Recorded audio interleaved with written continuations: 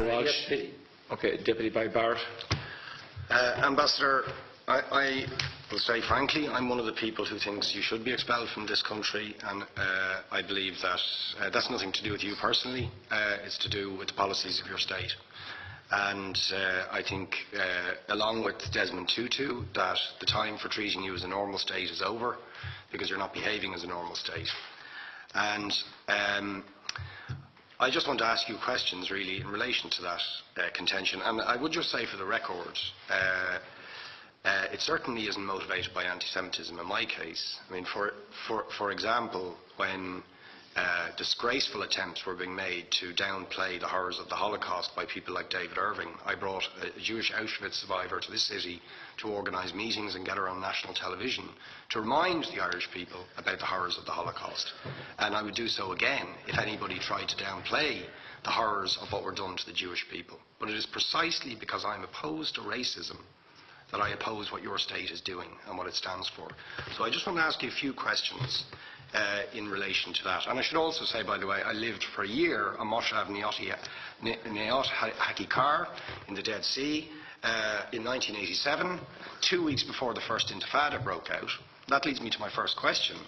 You have tried to cover over what you have done, the killings of innocent people in Gaza on 3 separate occasions over recent years, the seizure of Palestinian land and so on, by attacking Hamas. Now, why don't you just admit that Hamas didn't exist when the first Intifada took place? They didn't set up an armed wing until the early 1990s. And that there was a reason that PLO were in Tunis at the time, exiled, effectively not present. But the ordinary Palestinians rose up because you denied them basic rights. I lived there. It was apartheid. It was racism. It was endemic. It was rotten. Absolutely, I was shocked within weeks of living there to see how you treated Palestinian people. And isn't it the fact that the law of return, which is the basic law of the Israeli state, is a racist apartheid law because it confers rights on Jews that it denies to Palestinians?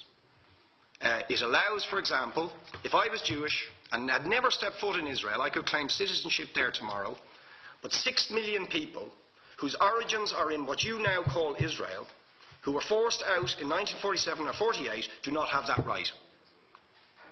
Isn't that part of the reason why the Palestinians are in dispute with Israelis? Because you deny them the right to return to their homes and to their land and to their villages, and that they have a legitimate claim, even under international law, to return, but you deny them that right. Why do you deny them that right? And why do you give that right to other people who have no connection whatsoever with the land, whether you call it Israel or whether you call it Palestine? Why do you continue to seize land, if you're serious about Oslo and the two-state solution? Why do you continue to seize land, which under that agreement is land designated to be Palestinian land? 500,000 people, most of which has taken place since Oslo. You allow that to happen. Why do you allow it to happen if you're serious about giving this land to the Palestinians? It's absolutely extraordinary.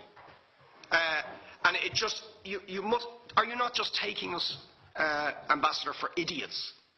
That you can say with a straight face, we're serious about peace, but while we're serious about peace, we're going to seize Palestinian land.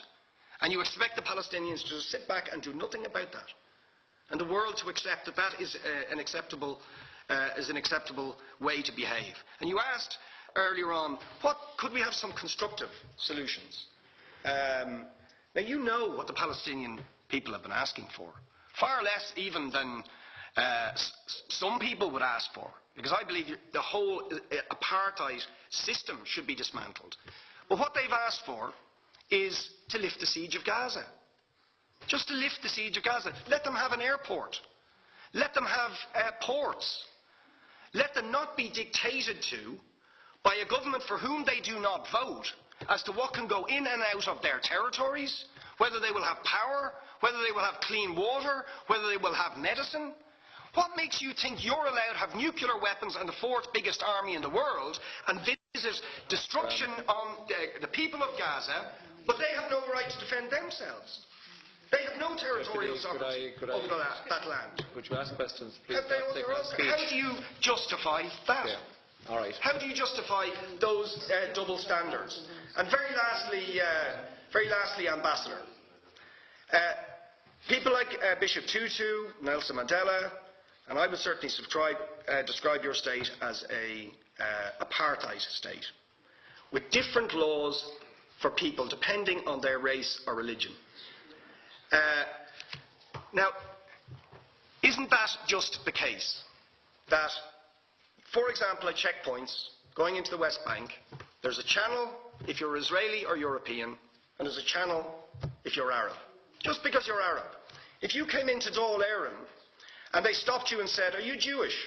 "Oh no, sorry, you can't come in through the same entrance as Irish people or European people because you're Jewish," you would call that racism and apartheid.